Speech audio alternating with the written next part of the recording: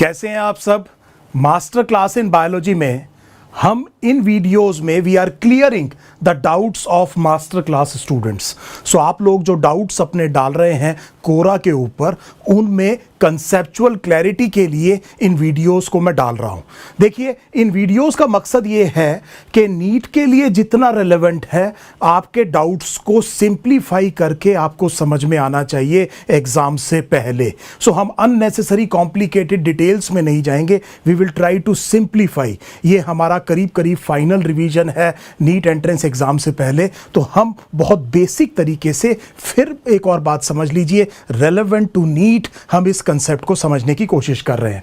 तो बहुत से बच्चों ने मुझे जो कंसेप्ट डाला है वो है plant life cycles and alternation of generations, plant kingdom का लास्ट सब टॉपिक है। इन बहुत सारे बच्चों में पूजा श्रीवास्तव, सुभद्रा देवनाथन, सुहानी गुप्ता, ईश रतन, सुबादीप भंडारी, जतिन, बहुत सारे बच्चों में ये बच्चे भी इंक्लूडेड हैं। तो चलिए शुरू करते हैं इस कंसेप्ट को सिंप्लीफाई करके समझने के लिए। सो देखिए, जब आप ऑल्टरनेशन ऑफ जनरेशंस की बात करते हैं, पहली चीज तो मैं यहां पर कहूंगा कि केवल प्लांट के बारे में सोचिए। Do not think along side the plants the life cycle of animals. पहला सोर्स ऑफ कंफ्यूजन हो सकता है आपको इस तरह का हो रहा हो। दूसरा, ये जो शब्द होते हैं gametic meiosis, sporic meiosis, zygotic meiosis, इनको थोड़ा सा अवॉइड करने की कोशिश कीजिए। तो शुरू में ही मैंने आपको यह बताया है कि किस वजह से यह कंफ्यूजन आ रहा होगा। हम पिकअप करते हैं आपकी एनसीईआरटी के इस टॉपिक की पहली लाइन से। तो आपकी एनसीईआरटी की पहली लाइन ये कह रही है कि प्लांट्स की लाइफ साइकिल में जो हैप्लॉइड सेल हैं वो भी माइटोटिकली डिवाइड कर सकते हैं और डिप्लॉइड सेल्स भी माइटोटिकली डिवाइड कर सकते हैं। हम जानते हैं कि माइटोसिस से ग्रोथ हो सकता है, नंबर ऑफ सेल्स क्या हो सकते हैं, इंक्रीज हो सकते हैं। सो चलिए हम यहां से शुरू करते हैं। हमने ये कहा कि एक हैप्लॉइड सेल है और इस हैप्लॉइड सेल में माइटोसिस हुआ। So let us go slow. हमने कहा माइटोसिस और एक मल्टी सेलुलर स्ट्रक्चर बना।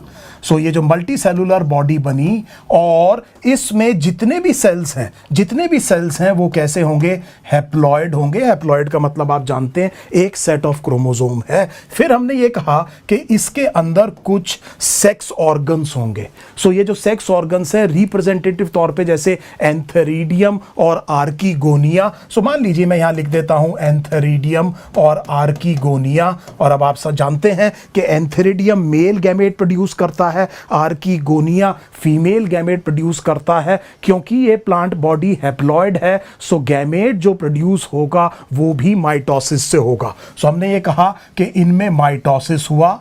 सो दिस इज अगेन माइटोसिस। और माइटोसिस से हमने कहा यहां पर मेल गैमेट और यहां पर फीमेल गैमेट प्रोड्यूस हुआ। और ये जो मेल और फीमेल गैमेट हैं ये दोनों के दोनों हैप्लॉइड हैं। तो मुझे उम्मीद है आपको लाइफ साइकिल के ये सीक्वेंस ऑफ इवेंट समझ में आ रहे हैं। ध्यान दीजिए, ये माइटोसिस से क्या बना है, गैमेट बना है। ये जो मेल गैमेट है ये फीमेल गैमेट तक पहुंच के उसको फर्टिलाइज करेगा। अब इसका मतलब ये हुआ कि इस जनरेशन को, प्लांट की लाइफ साइकिल में इस जनरेशन को आप गैमेटोफाइटिक कहेंगे। इसकी दो वजह हैं। एक तो इसमें जो सेल्स में क्रोमोसोम कॉम्प्लीमेंट है वो हैप्लॉइड है, जैसा आप देख पा रहे हैं सारी जगह। और दूसरा, ये जो प्लांट बॉडी है इसने माइटोसिस से क्या बनाए हैं, gamete. So that is why it is called as a gametophyte. और देख रहे हैं यहां पर ये मल्टी सेलुलर स्ट्रक्चर है। अब हमने ये कहा कि यहां पर ये फर्टिलाइजेशन हुई और इस फर्टिलाइजेशन की वजह से आप जानते हैं कि नॉर्मल डिप्लॉयड कंडीशन जो है वो रीस्टोर हो सकती है या डिप्लॉयड कंडीशन रीस्टोर हो सकती है। और जो सेल बनेगा उसे आपने कहा जाइगोट। और ये जो जाइगोट है ये डिप्लॉयड सेल है। अब हम एनसीईआरटी की उसी लाइन को पिकअप कर रहे हैं जहां पर वो कह रही है कि ये जो डिप्लॉयड सेल है इसमें भी माइटोसिस से एक मल्टी सेलुलर प्लांट बॉडी बन सकती है। So let us see what happens. हमने ये कहा कि यहां पर माइटोसिस हुआ और इस माइटोसिस से एक और मल्टी सेलुलर बॉडी बनी और अब की बार इसके सारे सेल्स का जो क्रोमोसोम कॉम्प्लीमेंट है वो 2n है। ये डिप्लॉयड क्रोमोसोम कॉम्प्लीमेंट है। अब इस प्लांट बॉडी में स्ट्रक्चर होगा जिसे टिपिकली आप कहेंगे स्पोरेंजियम और इधर देखिए बड़े ध्यान से, ये स्पोरेंजियम भी डिप्लॉयड होगा। इस स्पोरेंजियम के अंदर there would be a spore mother cell, ये भी डिप्लॉयड होगा और इसमें होगा मेयोसिस। सो देखिए मेयोसिस, यहां पर रिडक्शन डिवीजन होगा। सो इस मेयोसिस का रिजल्ट जो है that would be the spores. So ये क्या होंगे? स्पोर्स होंगे। और हमने ये कहा कि ये स्पोर्स कैसे होने चाहिए? हैप्लॉयड होने चाहिए। तो ये वो जो मैं हैप्लॉयड सेल कह रहा था, ये वो स्पोर्स हैं और इनमें माइटोसिस से क्या बन गया? ये गैमेटोफाइट बन गया। सो इसे आप ट्रू ऑल्टरनेशन ऑफ जनरेशन कह रहे हैं। एक जनरेशन गैमेटोफाइट है, एक जनरेशन स्पोरोफाइट है। इस पर्टिकुलर लाइफ साइकिल में जो टिपिकल है प्लांट्स के लिए, आपने ये देखा कि जो गैमेटोफाइट है वो माइटोसिस से गैमेट्स बना रहा है।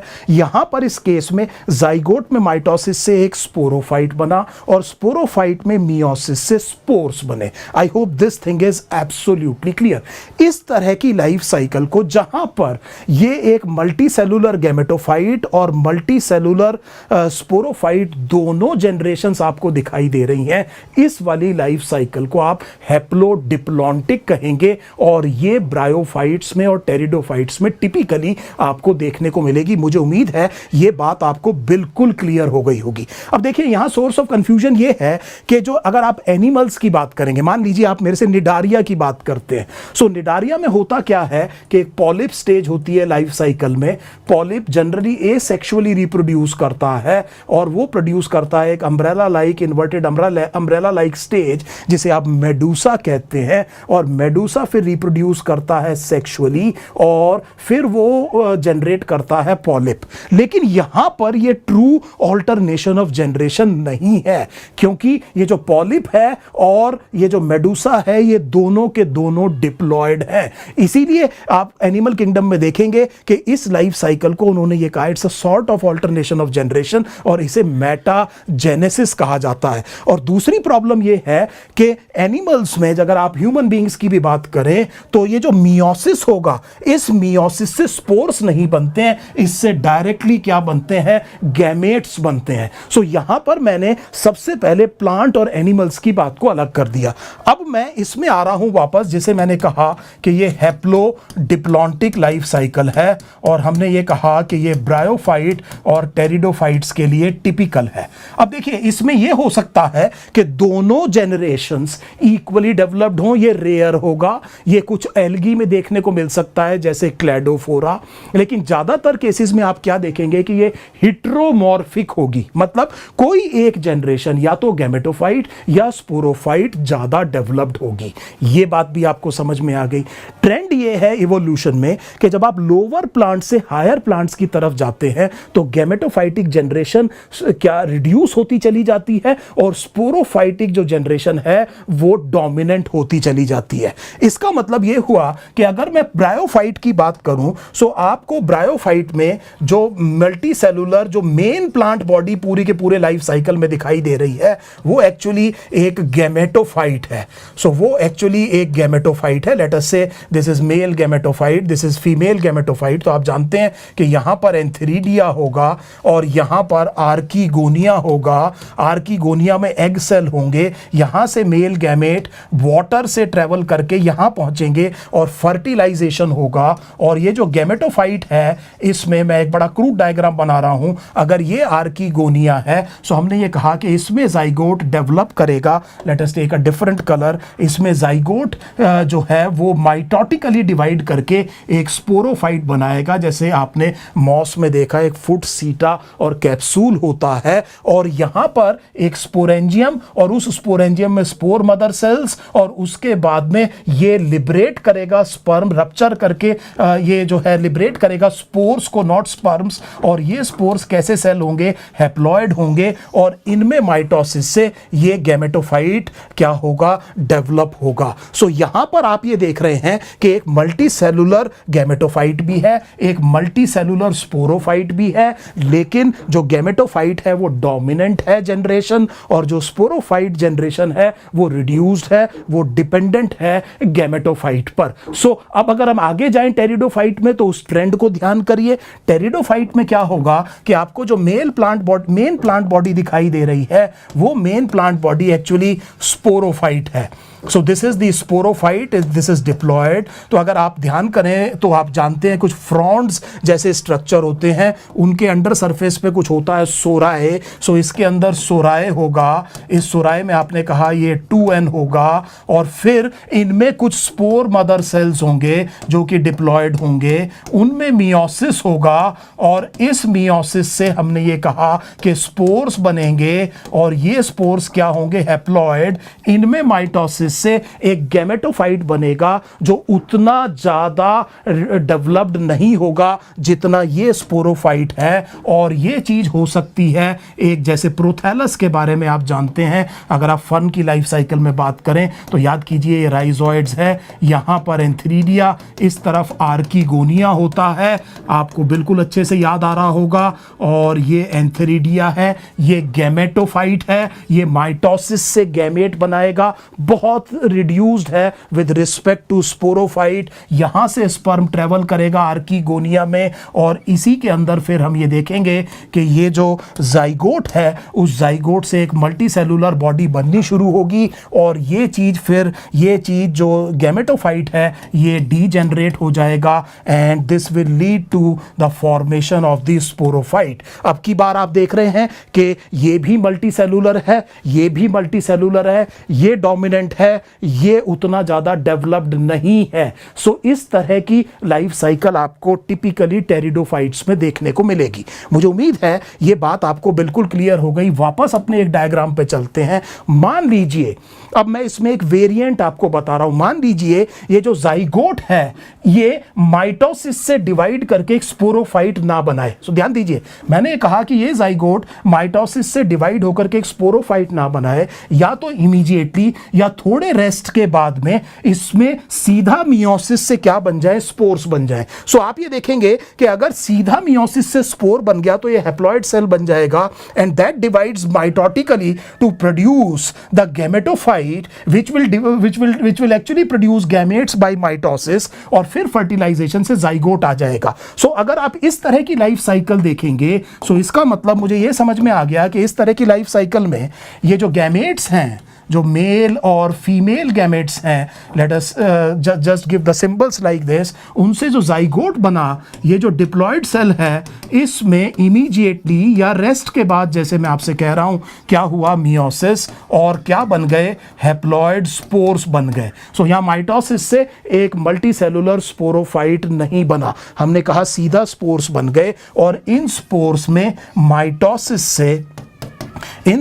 में माइटोसिस से हमने ये कहा कि ये जो गैमेटोफाइट है, लेट अस से कि ये मेल गैमेटोफाइट है, ये फीमेल गैमेटोफाइट है, ये बना, और इसमें माइटोसिस से गैमेट्स बने, और हमने ये कहा कि फर्टिलाइजेशन से जाइगोट बन गया। और इसका मतलब इस ऑल्टरनेशन ऑफ जनरेशन में ये स्पोरोफाइट केवल किससे रिप्रेजेंट हो रहा है, जाइगोट से रिप्रेजेंट हो रहा है। अदरवाइज आप प्रीडोमिनेंट जो जनरेशन देख रहे हैं वो गैमेटोफाइटिक जनरेशन है। इसीलिए इस वाली लाइफ साइकिल को आप हैप्लॉन्टिक कहते हैं। सो इस लाइफ साइकिल को आपने क्या कहा, हैप्लॉन्टिक कहा। स्पायरोगायरा, क्लेमाइडोमोनास, आपकी एनसीईआरटी में कुछ एग्जांपल्स दिए हुए हैं, very very important examples to remember. मुझे उम्मीद है ये बात आपको समझ में आ गई। अब इसका दूसरा वेरिएंट देख लेते हैं। अब की बार हम ये कह रहे हैं कि मान लीजिए इसी लाइफ साइकिल में वापस जाते हैं हम, तो हमने ये कहा कि ये जो स्पोरोफाइट है ये बहुत ज्यादा डेवलप्ड है, और जो गैमेटोफाइट है वो बहुत ज्यादा रिड्यूस हो गया है। It is highly reduced. So अब की बार डोमिनेंट कौन है, स्पोरोफाइट, और ये गैमेटोफाइट क्या हो गया, रिड्यूस। ऐसा हम पहले भी देख चुके हैं हिट्रोमॉर्फिक ऑल्टरनेशन ऑफ जनरेशन एप्लोडिप्लॉन्टिक में, टेरिडोफाइट्स में। लेकिन यहां पर टेरिडोफाइट से फर्क ये है कि ये जो गैमेटोफाइट है ये बहुत ज्यादा रिड्यूस हो गया है, and it is represented only by few cells and that are present within the body of the sporophyte. जैसे कि मेल गैमेटोफाइट जो है वो पोलन ट्यूब है, 3 सेल स्टेज पे फुल्ली डेवलप्ड मेल गैमेटोफाइट होगा. फीमेल गैमेटोफाइट आप जानते हैं एम्ब्रियो सैक है, वो 8 न्यूक्लिएट 7 सेल स्ट्रक्चर है. So just a few cells होगा यही कि स्पोर एंजियम में हमने ये देखा कि स्पोर मदर सेल होगा, उससे स्पोर्स बनेंगे. स्पोर्स में माइटोसिस से हम ये कह रहे हैं कि जो बेसिकली जो गैमेटोफाइट है वो हाईली रिड्यूस्ड होगा और उसके बाद में हम ये देख रहे हैं कि जो गैमेट बनेंगे वो बहुत कम रिड्यूस्ड गैमेटोफाइट के अंदर होंगे. तो यहां पर समझना यह है कि टेरिडोफाइट से अंतर यहां पर यह आ रहा है कि गैमेटोफाइट और ज्यादा क्या हो गया है, रिड्यूस्ड हो गया है. तो इसका मतलब यह हुआ कि इस लाइफ साइकिल में जैसे जाइगोट बना, सो अगर हम देखें जाइगोट बना तो zygote will be formed obviously by the fertilisation of the male and the female gametes, और ये डिप्लॉयड है. It will develop into a sporophyte. Yes, इस स्पोरोफाइट में हम ये देखेंगे कि स्पोर्स बनेंगे मियोसिस से, नो डाउट अबाउट इट. और इस स्पोर से हम ये कह रहे हैं कि हाईली रिड्यूस्ड, बहुत ध्यान से समझिए ये बात, हाईली रिड्यूस्ड क्या है, गैमेटोफाइट बन रहा है जो कि कुछ ही सेल्स हैं. और उसमें हमने ये कहा कि ये बेसिकली क्या हुआ, गैमेट बन के जाइगोट बन गया. और अब की बार ये गैमेटोफिटिक जनरेशन जरूरत से ज्यादा क्या हो गई है, रिड्यूस हो गई है. इस तरह की लाइफ साइकिल को आप डिप्लॉन्टिक कहते हैं. सो मुझे उम्मीद है अब आपको समझ में आ गया होगा कि किस तरह से आपकी एनसीईआरटी प्लांट्स में लाइफ साइकिल को इन 3 कैटेगरीज में डिवाइड कर रही है. सबसे कॉमन क्वेश्चन क्या आ सकता है, सो आप अपनी एनसीईआरटी उठाइए, जो एल्गी के जो ग्रुप्स हैं उनमें अलग अलग एल्गी में तीनों एग्जाम्पल दिए हुए हैं. हैप्लॉन्टिक भी हो सकता है, फ्यूकस में भी याद कीजिए किस में हो सकता है, एक्टोकार्पस पॉलीसाइफोनिया में कुछ तरह की लाइफ साइकिल होती है. There are examples given in your NCERT. और खास तौर पे जो एल्गी से आपको जो एग्जाम्पल्स दिए हुए हैं वहां से बहुत कॉमन यहां पर क्वेश्चन पूछा जा सकता है. मुझे उम्मीद है आपका डाउट काफी हद तक क्लियर हुआ होगा. अभी भी नहीं हुआ है तो आप इस वीडियो के ऊपर भी डाउट डाल सकते हैं, हम दोबारा इसको ठीक करने की कोशिश करेंगे. Thank you so much.